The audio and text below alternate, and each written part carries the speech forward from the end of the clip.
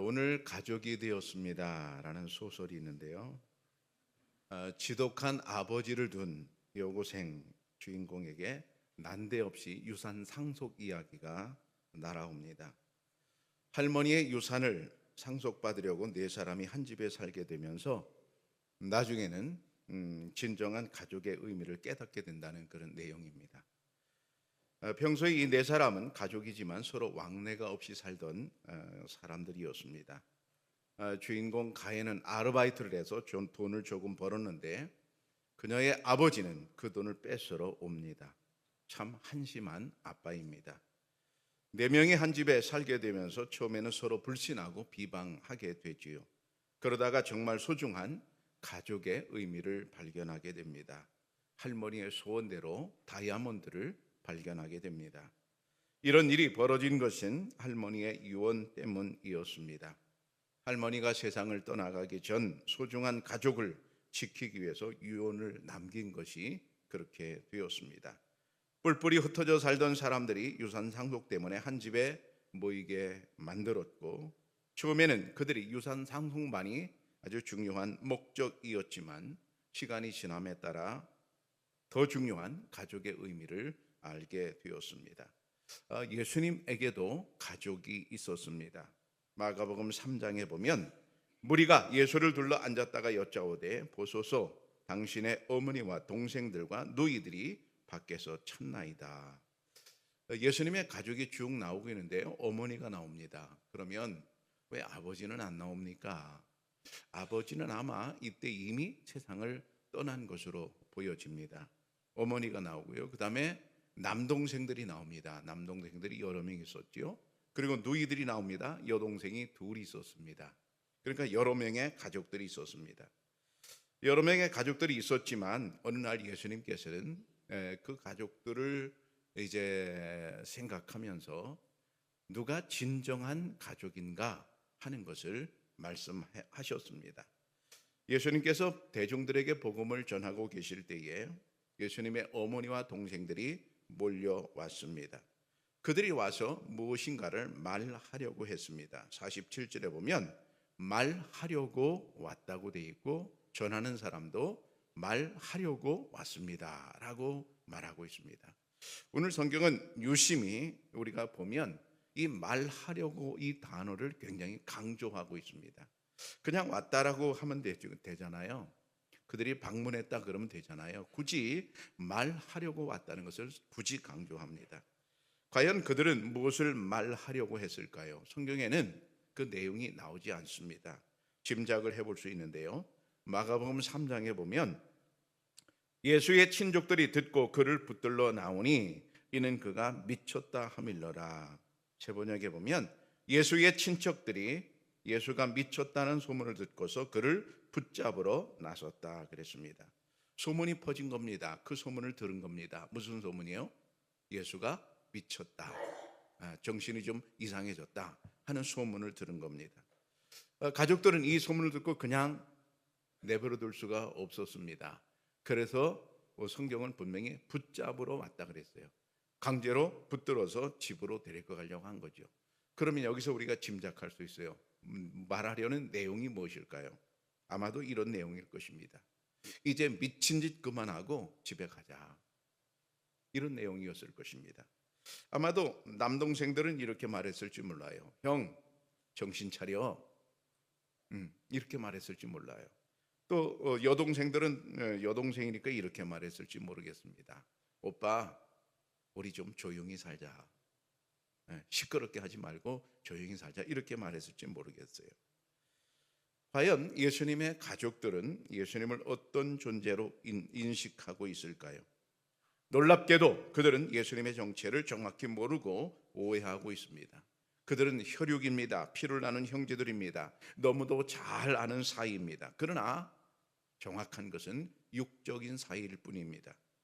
부부라도 영적으로 통하는 부부가 있고 통하지 않는 부부가 있습니다. 영적으로 통하지 않는 부부는 영적인 대화는 도무지 부부라도 나눌 수 없습니다. 친구 사이는 어떻습니까? 마찬가지입니다. 육적인 친구와 영적인 친구가 있는데 육적인 친구에게 영적인 대화는 도무지 할 수가 없습니다. 그런데 육적인 친구가 영적인 친구에게 대개 이렇게 말합니다. 예, 너무 빠지지 마. 너 요즘 미쳤어. 믿어도 좀 적당히 믿어. 정신 똑바로 차리고 믿어. 이렇게 말할 수 있습니다. 마치도 자기가 더 잘하는 것처럼 그렇게 말할 수 있습니다. 정말 그럴까요? 뒤집힌 것입니다. 자기는 잘 모르는 것입니다. 영적인 세계를 모르고 하는 말입니다.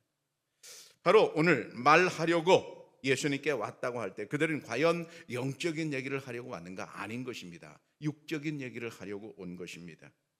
원어의 뜻을 보면 뭔가를 달성하려고 애쓴다는 게 그 단어 속에 포함되어 있는데, 어떻게 하든 예수님을 붙잡아서 집으로 데려가려는 그런 그들의 마음입니다. 그러면 그것은 하나님의 뜻과 관계가 어떻게 될까 하는 것입니다.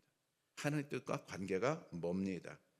아직 철이 들지 않은 자녀에게, 여러분, 자녀가 부모에게 하는 말은 여러분 대개 어떤 말입니까?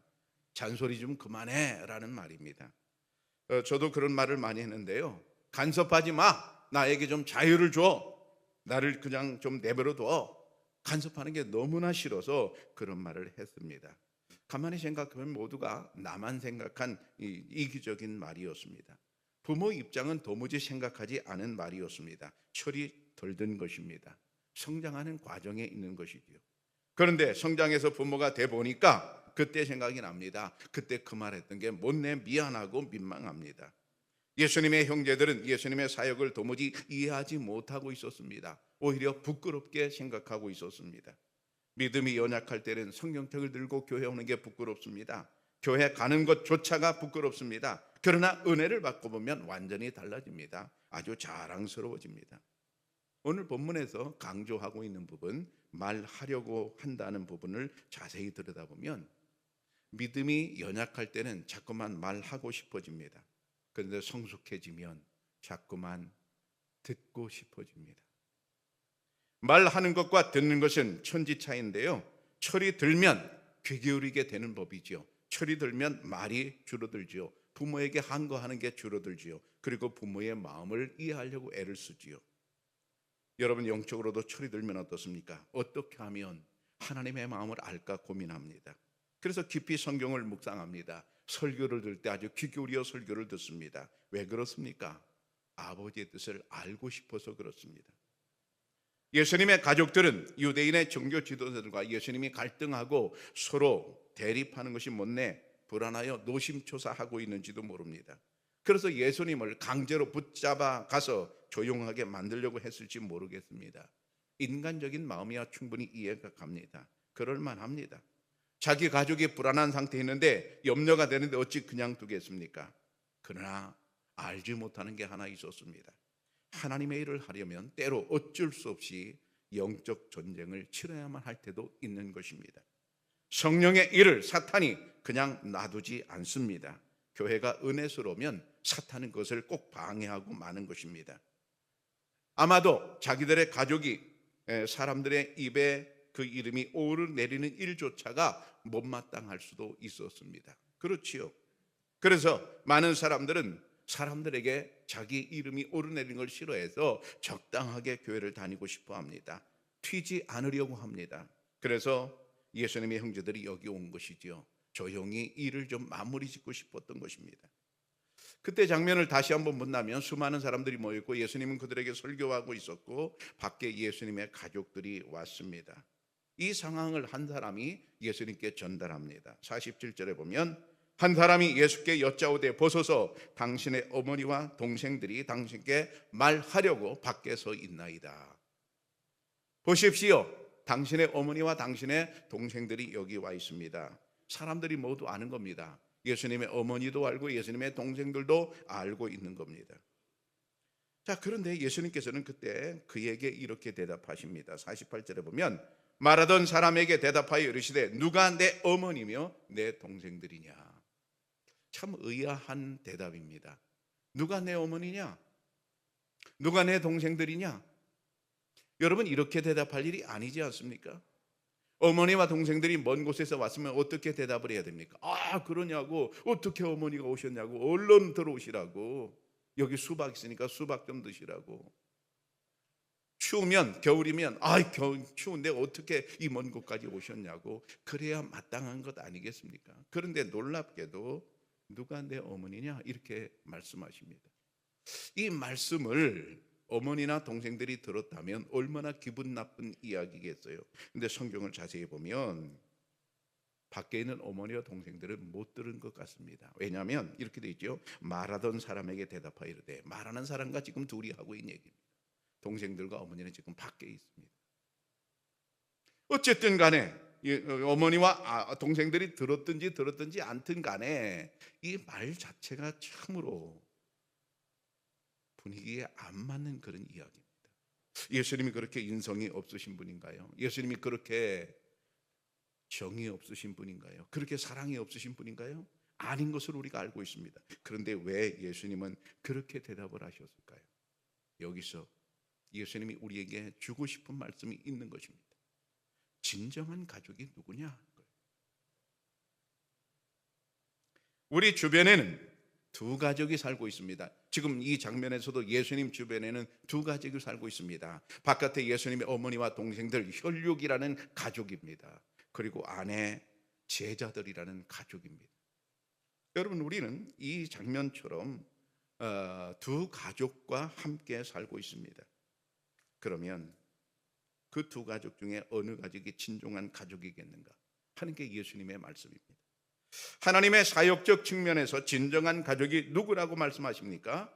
오늘 본문에 보면 49절에 이렇게 되어 있어요. 손을 내밀어서 제자들을 가리켜 말씀하시되 이 사람들이 나의 가족이다, 이렇게 말씀하시거든요. 손을 내밀어서 가리키는 순간 많은 사람들이 손이 가리키는 방향을 보았을 것입니다. 그리고 거기엔 제자들이 있었습니다. 여러분, 그때 제자들은 얼마나 놀랐을까요? 예수님은 육신의 가족은 밖에 두고 진정한 가족은 너희들이다 그렇게 말씀하셨을 때 당사자인 제자들은 얼마나 놀랐을까요? 그리고 얼마나 감격스러웠을까요? 동영상을 잠시 보도록 하겠습니다. 아버지에게 버림받아 어렵게 살아온 코피노 아이들이 국내 법원에 친자 확인 소송을 내서 친부와의 혈연 관계를 확인받았습니다. 코피노들이 소송을 통해 친부를 확인받은 첫 사례인데 유사한 경우가 많아 파장이 클 것으로 예상됩니다. 강정규 기자의 보도입니다. 우리나라 사업가들이 수출입이나 공장 설립 등의 문제로 자주 찾는 나라 가운데 하나인 필리핀. 사업을 위해 이곳을 찾은 A씨도 필리핀 여성 B씨를 만나 동거했습니다. 이미 한국에서 결혼한 A씨는 B씨와의 사이에서 아들 둘을 낳았지만 10년이 지난 뒤 우리나라로 돌아와 일방적으로 연락을 끊었습니다. 아이들은 한국인 아버지와 필리핀 어머니 사이에서 태어나 아버지에게 버려진 아이들, 이른바 코피노가 되고 말았습니다. 어머니 B씨는 A씨를 찾기로 결심해 이름과 사진만을 가지고 한국에 들어왔고 불법 체류 위기에서 사회단체 변호사의 도움으로 지난 2012년 말 소송을 냈습니다. 재판은 쉽지 않았습니다. A씨가 유전자 감정을 거부하면서 1년 6개월 넘게 이어졌고 법원이 강제 수검 명령까지 내리면서 검사가 이뤄져 A씨와 두 아들의 혈연 관계가 확인됐습니다. 재판부는 이를 근거로 친부 관계를 인정하는 판결을 내렸습니다.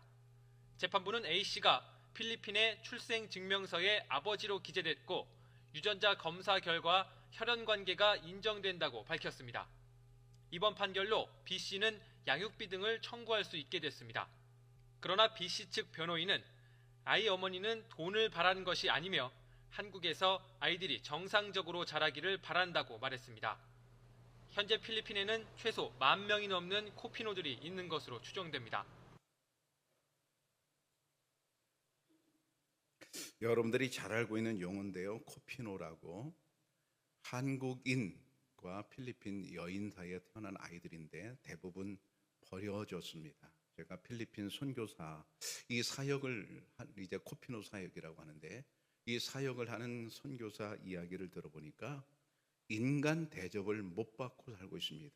특별히 친구들로부터 왕따를 당하며 사회적으로 굉장히 힘들게 살고 있습니다. 그런 사람이 1만 명이 넘는다는 얘기는 정말 가히 충격적인데요. 그들이 소송을 걸어서 이렇게 아버지로 또 자기가 딸로 아들로 인정된다고 하는 것은 굉장히 중요한 일이잖아요. 인생이 바뀌는 일이죠. 삶이 달라지는 일이지요. 영원한 왕이신 예수 그리스도께서 나를 하나님의 가족으로 인정해 주시는 순간 나의 삶은 완전히 달라지는 것입니다. 아무에게나 하나님께서는 그렇게 말씀하지 않습니다. 때때로 하나님은 이렇게 말씀하십니다. 나는 너를 도무지 모른다. 하나님은 사랑을 누구에게나 아무렇게나 베푸는 그런 분은 아닙니다. 예수님의 인정을 받는 진정한 가족 구성원이 될 때 그 사람은 참으로 선택받은 사람이고 복받은 사람입니다. 그렇다면 누가 진정한 가족이 될 것인가? 오늘 예수님께서 50절에 이렇게 말씀하십니다. 내 아버지의 뜻대로 하는 자. 아버지의 뜻대로 하는 자. 이 말은 델레마투 파트로스라고 하는데요. 파트로스라는 말은 파테르, 아버지라는 뜻이고요. 델레마는 뜻입니다. 뜻. 아버지의 뜻. 하나님의 가족이 되기 위해서는 한 가지 조건이 필요한데 그것은 하나님의 뜻을 적극적으로 행하는 것을 말합니다.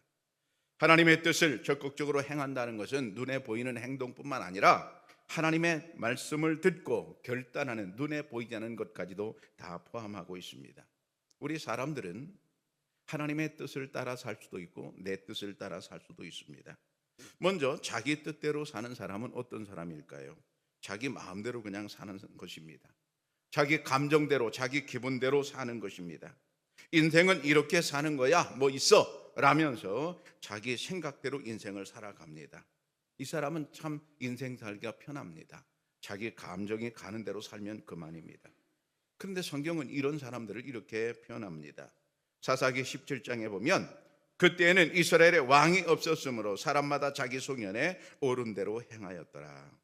자기 소견에 옳은 대로 행한 사람을 영적으로 어떻게 해석하는가 하면 왕이 없다. 왕이 없는 겁니다. 왕이 자기입니다. 그래서 자기가 옳은 대로 자기 생각대로 그냥 살아가는 것입니다. 자기 위에 아무도 없습니다. 그렇기 때문에 이런 사람들은 기도할 필요도 없고 하나님의 뜻을 물을 필요도 없습니다. 내 마음대로 살면 그만입니다. 또 다른 부류는 하나님의 뜻대로 사는 사람들입니다. 내 생각이 분명히 있습니다. 그러나 하나님의 뜻을 찾는 사람들입니다.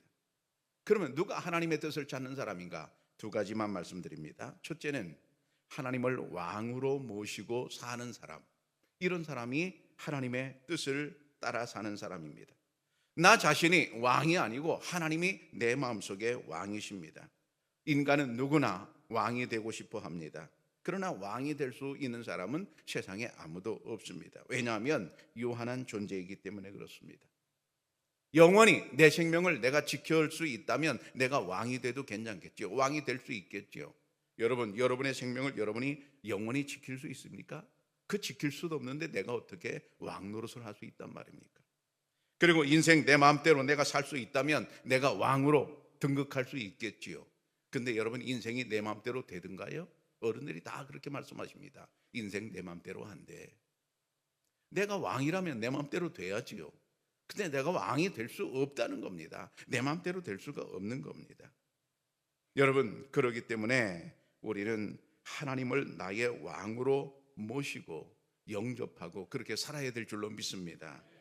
하나님을 왕으로 모시고 살면 괜찮은가? 불안하지 않은가? 그렇게 믿어도 되는가? 염려될 수 있습니다. 요한계시록 21장에 보면 또 내게 말씀하시되 이루었도다. 나는 알파와 오메가요 처음과 마지막이라. 내가 생명수 생물을 목마른 자에게 값없이 주리니 말씀하고 있습니다. 하나님은 하나님을 소개하는데 나는 알파와 오메가다 그러십니다. 이것을 원어로 보면 알파 카이토 오라고 하는데요. 마지막 글자가 오가 오메가입니다. 그리고 첫 글자가 알파지요. 이 말씀은 결국 이런 얘기입니다. 역사의 시작, 역사의 끝, 역사의 주관자가 하나님이시라는 말씀이거든요. 역사의 시작, 역사의 끝, 엄청난 영원한 시간이지요. 근데 우리는 어떻습니까? 그 가운데 한 점 기껏 90년, 기껏 80년, 그 엄청난 유구한 역사 가운데 한 점을 우리가 살 뿐입니다. 그런데 내가 어떻게 역사의 주관자가 될 수 있어요? 나는 역사의 주관자가 될 수 없어요. 그 역사의 주관자라는 다른 말이 바로 나는 알파와 오메가라는 말씀입니다. 세상은 주님으로 말미암아 시작되었습니다. 그리고 세상이 끝나는 것은 또 주님으로 말미암아 끝나게 될 것입니다. 그러므로 그분으로 말미암아 새로운 세계가 창조되고 영원히 지속될 것인데, 그래서 우리는 하나님을 나의 아버지로 믿어도 될 줄로 믿습니다. 1911년 일본 YMCA 초청으로 일본에 가서 강연을 하게 된 이상재 선생님이 이런 말씀을 하셨습니다. 여러분들은 일본이 강대국이요 원하는 것을 모두 얻을 수 있다고 판단할지 모르나 진짜 위대한 왕국과 왕은 따로 있습니다. 이분은 한순간에 일본을 멸망시킬 수도 있습니다. 이분을 두려워해야 합니다. 그분은 바로 역사의 주관자 하나님이십니다 라고 말을 했습니다. 대단한 분이죠. 여러분, 이분의 말씀대로 역사의 주관자는 누굽니까? 텔레비전에 자주 등장하니까 대통령이 주관자일 것 같습니까? 다수당 국회의원들이 여러분 역사의 주관자가 될 것 같습니까? 미국이 역사의 주관자가 될 것 같습니까? 겉으로 볼 때는 그렇게 보입니다. 아닙니다. 하나님의 손이 역사를 움직이는 줄로 믿습니다. 우리는 성경에서 그 사실을 확인했습니다. 애굽이라는 대단한 강력한 나라의 왕이 바로였습니다. 그리고 그 앞에 선 모세라는 사람은 아주 작은 사람입니다. 애굽 왕 바로가 강력한 나라, 강력한 군사력을 갖고 있으니까 바로의 이제 의도대로, 바로가 생각하는 대로 역사가 흘러갈 것 같잖아요. 근데 그렇게 되던가요? 아닙니다. 모세가 연약하지만 모세 뒤에 있는 하나님의 손이 모세를 통해서 역사를 하나님의 뜻대로 이끌어 가십니다. 역사의 주관자는 대통령도 아니고, 역사의 주관자는 미국도 아니고, 역사의 주관자는 오로지 하나님이신 줄로 믿습니다. 역사는 하나님이 주관하신 것이지 인간이 주관하는 게 아닙니다. 그렇다면 여러분, 내가 왕이 될 수 없다는 것 분명합니다. 하나님만이 영원한 왕이십니다. 영원하신 왕을 진정으로 모신 사람, 바로 그 사람이 하나님의 뜻을 찾게 됩니다. 하나님의 뜻을 찾는 그 사람이 하나님의 가족입니다. 두 번째로는 하나님의 생각을 좋게 여기는 사람, 그 사람이 하나님의 가족입니다. 하나님의 뜻을 왜 좋게 여깁니까? 그게 진리이기 때문에 그렇습니다. 이사야 55장에 보면 이는 하늘이 땅보다 높음 같이 내 길은 너희 길보다 높으며 내 생각은 너희의 생각보다 높다 말씀하십니다.